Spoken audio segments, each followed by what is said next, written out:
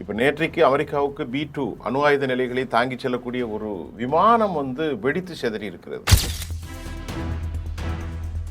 அடுத்து ஈரானிடம் அணு ஆயுத சக்தி இருந்தால் 2 மணி நேரத்தில் இஸ்ரேலை காலி செஞ்சிருவாங்க அப்படின்னு அவர் சொல்றார். 300 கப்பல்கள் புறப்பட தயாராக இருப்பதாக கூறப்படுகிறது. அமெரிக்கா பல்வேறு வகையான அழுத்தங்களை சர்வதேச அளவிலே பெற்றது, குறிப்பிடத்தக்கது. இந்தியாவில் பல்வேறு பெட்ரோலிய பொருட்களுக்கு வாய்ப்புகள் உண்டு, விலைகளும் கூட வீழ்ச்சி அடைந்து வருகிறது. நேற்றையே $83 வரை குறைந்துள்ளதாகவும் சொல்லப்படுகிறது. அதனால நான் இப்பொழுது பேசுவது, இந்த போரின் மூலமாக ஈரானுக்கு $500 மில்லியன் அமெரிக்க வரை லாபம் கிடைக்கும்.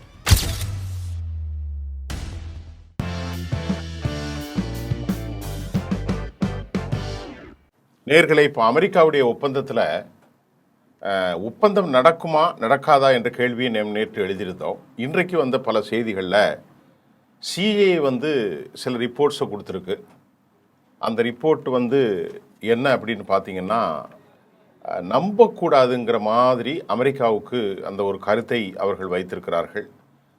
JD Vance நாங்கள் முழுமை பெறவில்லை, இன்னும் தான் எழுத வேண்டும் என்று அவரும் கூறியிருக்கிறார். இது ஒரு பக்கம் போகட்டும். 60 நாளுக்கு பிறகுதான் நிலைமை முழுமையாகும். இதுக்கெல்ல ஹிஸ்புல்லா மற்றும் பயங்கரவாத அமைப்புகளுக்கெல்லாம் நிதி வழங்கக்கூடாது அப்படின்னு சொன்னது சாத்தியமா? இதெல்லாம் நம்ம அந்த அக்ரிமெண்ட்டில் வரப்போகுது. இப்போது அமெரிக்கா நேற்று மாலை சொல்லியிருந்த செய்தியில் பெரும்பாலான பணத்தை கொடுத்ததாக கூறியிருப்பது பொய்ன்னு அமெரிக்கா மறுத்துக்கிறது. இஸ்ரேல் விவகாரம்லாம் ரொம்ப சரியாக தான் போய் கொண்டிருக்கிறதுன்னு அமெரிக்காவுடைய துணை ஜனாதிபதி JD Vance கூறியிருக்கிறார். அமெரிக்கா எவ்வளவோ முயன்று பார்த்து இறுதியில் தான் இந்த ஒப்பந்தத்தை எட்டியிருப்பதாகவும் செய்தி வருது. அதே சமயம் ஈரோப்பு ஒன்றியத்திலிருந்தும், ஜெர்மனியிலிருந்தும், பிரான்ஸ், இங்கிலாந்து, இத்தாலி இந்த நாடுகள்லாம் அந்த ஒப்பந்தத்தை ஆதரிச்சிருக்கிறாங்க. பல்வேறு வகையான உதவிகள் கூட நாங்கள் செய்கிறோம் என்றும் ஐரோப்பா யூனியன் சொல்லியிருக்கிறது. ரொம்ப ரொம்ப முக்கியத்துவம் வாய்ந்தது. மகத்தான இந்த வெற்றிக்கு காரணமாக இருந்தவர்கள் எங்கள் மறைந்த தலைவர் ஆயத்துல்லா கொமேனி அவருடைய உச்சபட்ச தியாகம், மறைந்த தலைவர்கள், இராணுவ தளபதிகளுடைய தியாகம், அரசியல் தலைவர்களுடைய உழைப்பு, இராணுவ செயல்பாடுகள், தூதர்களினுடைய பணி, இப்படி எல்லா முயற்சிகளையும் மேற்கொண்டு தான் நாங்கள் அந்த ஒருங்கிணைந்த ஒரு கன்வர்ஜென்ஸ் விக்ட்ரி அப்படின்னு சொல்லியிருக்கிறாங்க. இந்த வெற்றி தான் ஈரான் தெளிவாக தெளிவுபடுத்தியிருக்கிறது. இந்த வெற்றியின் மூலம் எதிர்காலத்திற்கு நாம் பெறப்போகும் வெற்றிக்கு இந்த மூலாவதாய இந்த ஒற்றுமை பெரிய அளவில் பயனளிக்கும் என்று ஈரான் கூறுகிறது. அப்புறம் வால் ஸ்ட்ரீட் ஜேர்னலில் அமெரிக்க அதிபர் ஒரு பேட்டி வெளியாக இருக்கிறது. US அதிபர் டொனால்ட் ட்ரம்ப் வால் ஸ்ட்ரீட் ஜேர்னலுக்கு அளித்த பேட்டியில் இஸ்ரேல் இதில் ஒன்றும் பயப்பட வேண்டிய தேவையில்லை, இந்த ஒப்பந்தங்கள் சாத்தியக்கூறுகள் நிறைந்தது என்று கூறுகிறார். சொல்லிட்டு அவர் என்ன சொல்கிறாருன்னா, சீனாவை ரொம்ப வெகுவாக பாராட்டினார். நாங்கள் ஹெர்முஸ் ஜலசந்தியில் அடாவடி நடவடிக்கையில் ஈடுபடாமல் பொறுமையாக இருந்தது சீனாவுடைய சிறந்த பண்புகள், அந்த ஜி ஜின்பிங்குடைய சிறந்த பண்புகள். அவர் ஒரு சிறந்த பண்பாளர், அவருடைய நடவடிக்கை பாராட்டுக்குரியது என்றும் அமெரிக்க அதிபர் டொனால்ட் ட்ரம்ப் பாராட்டியுள்ளார். அதாவது நாங்கள் நிற்கும்போது கூட சீனா ஒரு ஆயில் கப்பலை அனுப்பி நாங்கள் தரப்போனா அவங்க அதுக்கு பாதுகாப்பாக ஒரு 20 போர்க்கப்பலை கொண்டு எங்களுடைய இதை ஒன்றுமில்லாமல் செய்திருக்கலாம், அல்லது எங்களோடு போராடி இருக்கலாம். அப்படியெல்லாம் சீனா செய்யவில்லை. பாருங்கள், ஜி ஜின்பிங் ஒரு பெரிய பண்பாளர் என்று அமெரிக்க அதிபர் டொனால்ட் ட்ரம்ப் ஒரு வானளாவிய முறையிலே பாராட்டியிருக்கிறார். அடுத்து ஈரானிடம் அணு ஆயுத சக்தி இருந்தால் 2 மணி நேரத்தில் இஸ்ரேலை காலி செஞ்சிருவாங்க அப்படின்னு அவர் சொல்கிறார்.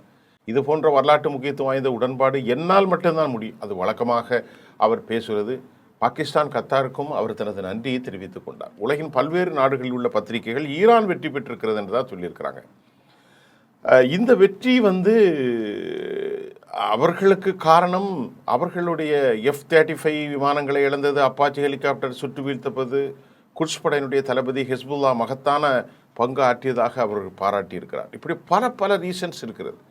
இந்த வெற்றிக்கு ஈரான் மட்டுமல்ல, ஹிஸ்புல்லா, ஹவுதிகள், ஹமாஸ் எல்லோருமே ஒவ்வொரு முனைகளில் இருந்தும் ஈரானுக்கு எல்லா உதவிகளும் செய்த நிலையில்தான் இந்த கடும் நடவடிக்கை எடுத்தது காரணம், இந்த வெற்றிக்கு மூல காரணம் என்பதில் மாற்று கருத்து இல்லை அப்படின்னு ஈரான் சொல்லியிருக்கிறார்கள். ஈரானுடைய செயற்பாடுகளை உலகத்தில் உள்ள பல்வேறு ராஜதந்திர ஆய்வாளர்கள் வெகுவாக பாராட்டிய நிலையில் இது ஈரானுக்கு மிகப்பெரிய அளவிலான சர்வதேச இடத்தை பிடித்து கொடுத்திருப்பதாக சொல்லப்படுகிறது.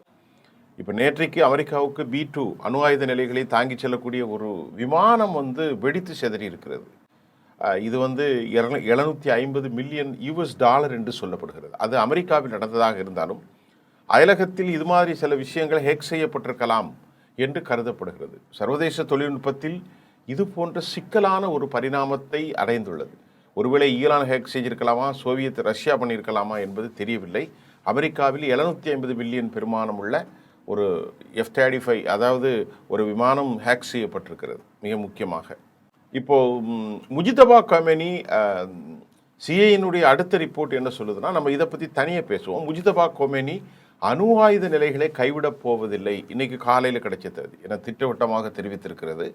ஈரானுடைய மூலோபாயம் நிறைந்த இந்த முயற்சியில் அவர் பிடிவாதமாக இருக்கிறார். எந்த நிலையிலும் நாம் அணு ஆயுதங்களை நம் நாட்டுக்குள் வேறு செய்யலாம், அதை அழிப்பதோ அதை நீர்த்து போக செய்வதோ எல்லாமே ஈரானுக்குள்ளே தான் இருக்கும் என்று முஜிதபா கொமேனி நினைக்கின்றார். இந்த விஷயத்தை சிஐ சொல்கிறாங்க. அணு ஆயுத பேச்சுவார்த்தை ஒரு அன்சர்டனிட்டி, ஒரு நிலையற்ற தன்மை கொண்டது என்று கருதுகிறேன் என்றும் சிஐஏனுடைய தலைவர் சொல்கிறார். இப்போ அமெரிக்காவிலே ஜேடி வான்ஸ், டொனால்ட் ட்ரம்ப் முடிவுகளை கொண்டு வர எட்டுகிறார்கள். பீட் ஹெர்ட்ஸ், மார்க்கோ ரூபியோ இந்த மாதிரி கடும் போக்குவாதிகள் சமாதானம் அடையவில்லை. ஆகவே தாமதப்படுத்தாமல் இந்த ஒப்பந்தத்தை நிறைவேற்றும் வகையில் ஜேடி வான்ஸ், ஸ்டீவ் விட்காஃப் மற்றும் குஷ்னர் ஆகியோர் பக்கபலமாக இருப்பார்கள். இது ஒரு டீம், அது ஒரு டீம், இப்படி ஒரு சூழல் காணப்படுகின்றது. இந்த நிலையில் சர்வதேச நிலைகளில் என்னென்ன மாற்றங்கள் ஏற்பட்டிருக்கிறது என்பதையும் நாம் இங்கே பார்க்க போகிறோம். உலக அளவில் செய்திகளை பார்ப்போம். இந்த வெற்றியின் மூலம் ஈரான் ஒரு கன்வர்ஜென்ஸ், ஒருங்கிணைந்த வெற்றி. அமெரிக்கா மூலோபாய முயற்சிகள் எதுவும் வெற்றி பெற இயலாமல் பின்தங்கியது. இது உலக அளவில் ஒரு பத்திரிகைகள், எல்லா பத்திரிகைகளும் சொல்கிறது, அமெரிக்கா மூலோபாய வெற்றிகள் எதையும் பெறவில்லை. அமெரிக்காவினுடைய பிளான் எல்லாமே, திட்டங்கள், வடிவமைப்பு, ட்ரிக்கி பாலிசி, ஹிடன் ப்ராசஸ் எல்லாம் ஹவ் பீன் ஃபெயில்ட் அப்படின்ட்டு உலகத்தில் இருக்கிற பெரும்பான்மை பத்திரிகைகள். அமெரிக்கா பெரும்பகுதி படைகளை திரும்ப பெற்றது, பெரும்பகுதி படைகளை. இது மிக முக்கியம். இப்போ இந்த விஷயத்தின் மூலமாக ஹெர்முஸ் திறக்கப்பட்டால் இந்தியாவில் பல்வேறு பெட்ரோலிய பொருட்களுக்கு வாய்ப்புகள் உண்டு. விலைகளும் கூட வீழ்ச்சி அடைந்து வருகிறது. நேற்றையே $83 வரை குறைந்துள்ளதாகவும் சொல்லப்படுகிறது.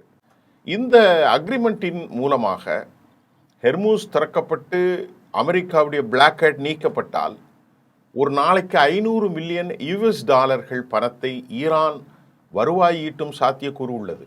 ரொம்ப முக்கியம். ஒரு நாளைக்கு ஈரானுக்கு வருவாய் மட்டும் 500 மில்லியன்.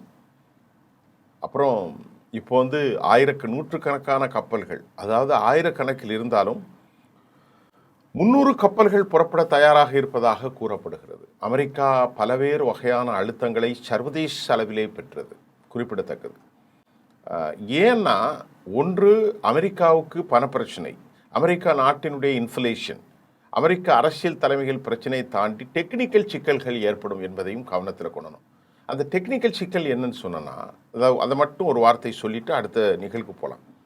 இப்போ இந்த எண்ணெய் வயல்கள், அதாவது பெட்ரோல் கிணறுகள் தொடர்ந்து ஆயில் எடுத்துக்கொண்டே இருக்க வேண்டும். ஒருவேளை அது மூடினாலோ அல்லது நிறுத்திவிட்டாலோ அதற்கு பின்பு அது டெக்னிக்கல் எரர் ஆரம்பித்து கடலில் இருக்கும் தண்ணீர்கள் உள்ளே புகுந்துவிடும் ஆபத்து இருப்பதாகவும், இதுபோன்ற செயல்பாடுகளை நிறுத்த முடியாமல் சப்ளை செயின் தொடர வேண்டும் அப்படிங்கிறது ஒரு முக்கியம். இப்போ அமெரிக்கா அதனால் உலக அளவிலே பெரிய கிரைஸ் வந்துடும், ஒரு நெருக்கடி, ஒரு கிரன்ச் சிச்சுவேஷன் உருவாகிடும். எல்லா விஷயத்திலும், பணத்திலும் சரி, பிஸ்னஸ் செயின்லேயும் சரி. அதனால் இதெல்லாம் வழங்கப்பட்டிருக்கிறது அமெரிக்காவுக்கு. இப்படி நீங்கள் பிளாக் ஹேட் செய்து கொண்டிருந்தால் அமெரிக்காவுக்கு நஷ்டம். இதெல்லாம் அவர்கள் யோசித்து தான் தற்போது செய்திருக்கிறார்கள். தற்போதைய நிலையில் இஸ்ரேல் மீண்டும் லெபனானிலே ஆக்கிரமித்து வருவதை நாம் பார்க்கிறோம். இஸ்ரேலை பொறுத்தவரை காசா, சிரியா, லெபனான் எல்லா நாடுகளிலுமே அவர்கள் ஆக்கிரமிக்கிறார்கள். அவர்கள் ஆக்கிரமிக்கப்பட்ட இடங்கள் மட்டும் 563 சதுர கிலோமீட்டர் பரப்பளவிலே ஆக்கிரமித்து மேலாதிக்கத்தை மேம்படுத்த நிலையில் ஈரான் மீண்டும் ஒரு உக்கிர போர் நிலையை அவர்களின் மீது தொடர்வதற்கு அதிக வாய்ப்புகள் இருக்கிறது. அமெரிக்கா ஒருவேளை நேரடியாக அல்லாமல் மறைமுகமாக ஆயுதங்களை கொடுக்கலாம்.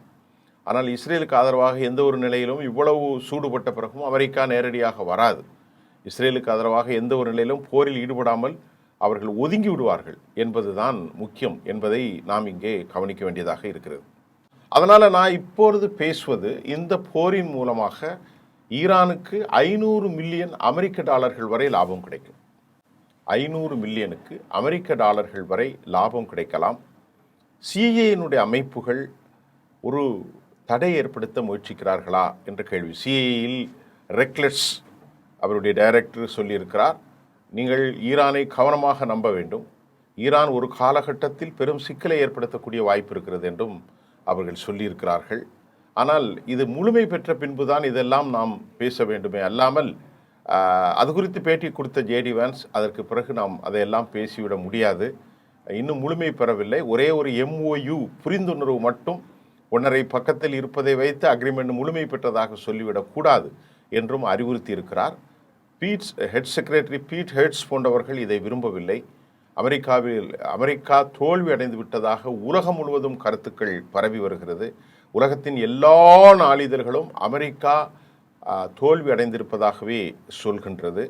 ஈரான் வலிமையாக இந்த வெற்றிக்கு தனது பாடுபட்ட அனைத்து தியாக உள்ளங்களுக்கும் நன்றி செலுத்தியிருக்கிறார்கள். 19ஆம் தேதி பேச்சுவார்த்தை நாளை நடைபெறுமா, அவற்றில் என்ன நடக்கும் என்பதை நாளை தான் நாம் ஒரு முடிவுக்கு வர வேண்டும். அதுவரை நாம் இந்த செய்திகளிலிருந்து விடைபெறுகிறோம். நன்றி.